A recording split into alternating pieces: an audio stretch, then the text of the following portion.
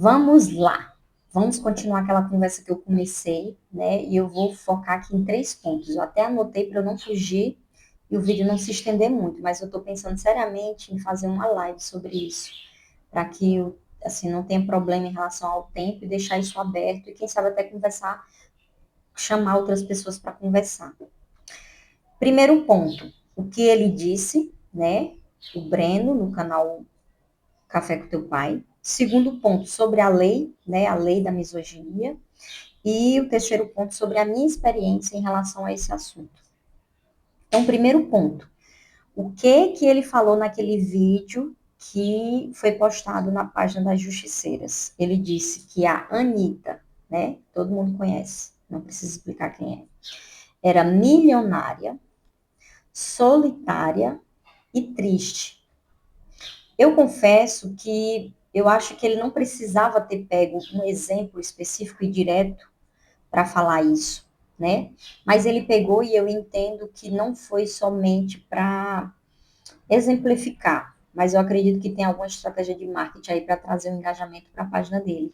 Porque tudo é pensado, gente. Ninguém, ainda mais ele, né? Ele parece ser bem estratégico nesse ponto do marketing.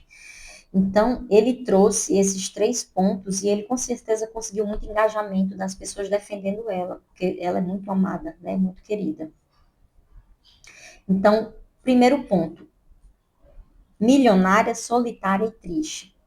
Inclusive, no vídeo, a pessoa que estava, né, falando sobre isso, ela disse que ele chamou ela de mal amada, mas eu não vi essa frase, essa fala mal amada, né?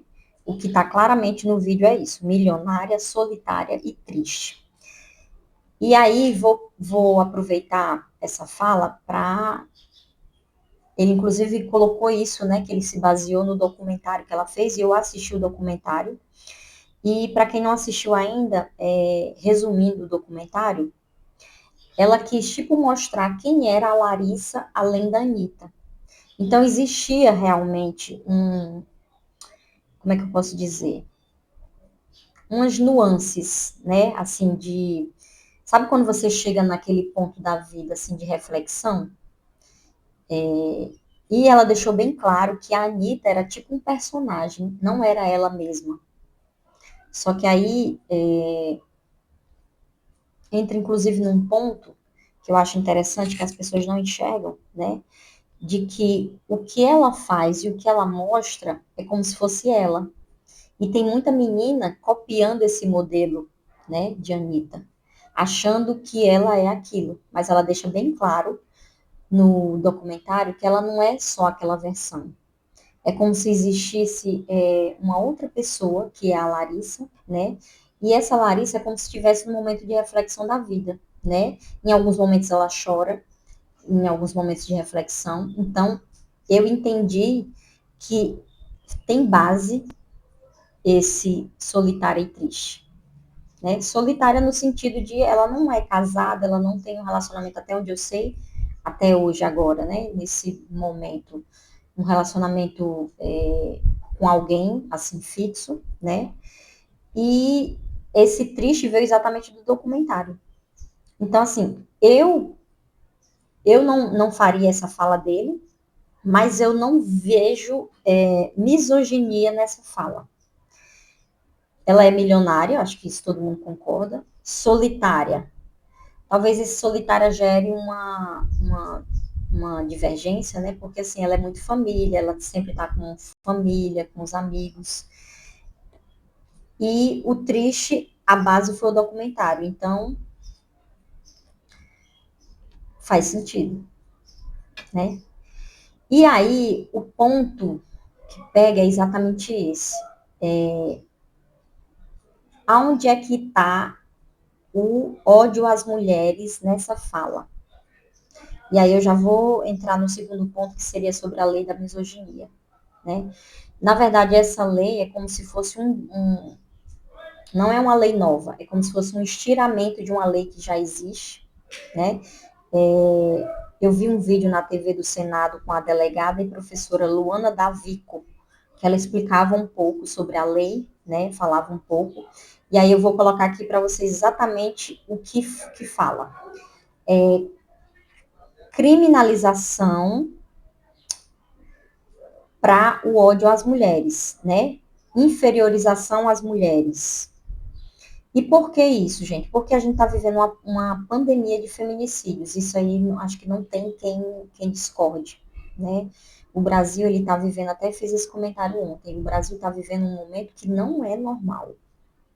Isso pode ter se tornado comum, mas não é normal, gente. Não é normal o que a gente está assistindo. Não é normal, né? E aqui, eu preciso pesquisar mais a fundo a lei, eu não cheguei a ler a lei em si, né? Eu só vi esse vídeo que essa delegada falava, mas assim, eu sou totalmente a favor de qualquer coisa que tenha o intuito de reduzir esse número, né? Se você já me acompanha há um tempo, você sabe que eu sempre posto sobre violência doméstica. Eu vivi esse cenário, então eu posso falar. Inclusive, eu já vi uma pessoa questionando a Lei Maria da Penha uma vez, e eu até coloquei o comentário. Se a história que gerou a lei é mentirosa ou não, eu não sei. Eu sei que eu já vivi nesse cenário e ela é muito válida. E existem muitas mulheres que precisam dela. E existem muitas mulheres que precisam se libertar. Então, eu sou totalmente a favor de qualquer coisa que vá de encontro à aplicabilidade dessa lei. Então, se a intenção é combater o feminicídio, eu acho que é muito válida. Agora, vamos para as questões, né? Inclusive, eu trouxe aqui os nomes dos senadores que foram contra, porque disseram que foi unânime, certo? Num segundo momento, mas no primeiro momento houve divergência sim, e eu também vou dizer por que houve divergência. Os senadores contra foram Hamilton Mourão, do Republicanos, Jorge Seife, do PL, Damares, do Republicanos, Carlos Portinho, do PL. Inclusive, a Damares, eu acho que até já compartilhei algumas coisas dela, porque ela tem uma atuação muito forte nessa questão de criança, de abuso, de defesa da mulher também. Mas eu sei que ela gera essa divergência de opiniões também, né? E qual é a preocupação desse pessoal em relação à lei da misoginia? É porque quando ele fala discurso de ódio, isso é vago, né? Porque, por exemplo, na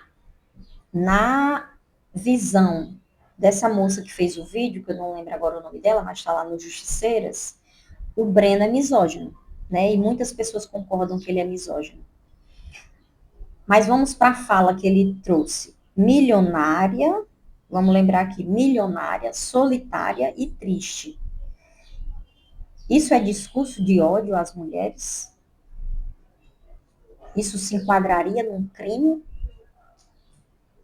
Aí você pega o contexto geral do canal dele, certo? O canal dele, ele mostra para as mulheres qual é o comportamento do homem, para ela conhecer melhor o homem, para ela entender melhor o homem, para ela não cair em cilada. Inclusive, esse canal surgiu dessa mudança dele, porque ele era esse cara que iludia as mulheres, se fingia de bonzinho, depois que ele aproveitava tudo que queria e não queria, ele descartava. Então, ele está ensinando as mulheres a não cair nessa lábia. Ele está ensinando as mulheres de que, às vezes, quando o homem leva uma mulher para viajar, não é porque ele está morto de apaixonado por ela. É porque ele não quer ter trabalho de caçar e já vai ter em casa. Simples assim, né? E talvez a fala dele, por ele ser muito direto, né? Por ele não ter, digamos, essa... Como é que eu posso dizer? Que para mim é uma frescura, né? Porque o fato é o fato, não muda, né? Então, existem formas mais leves, mais suaves, existe, mas é a forma que ele se expressa. Eu não vejo crime nisso. Sinceramente, eu não vejo crime nisso. E é por isso que Damares e esse povo, né, tem um certo receio da lei da misoginia, por quê? Inclusive, vamos aqui pegar uma fala que é um trecho bíblico. né? Eu não anotei aqui qual é a passagem, mas se não me engano é em Timóteo, é em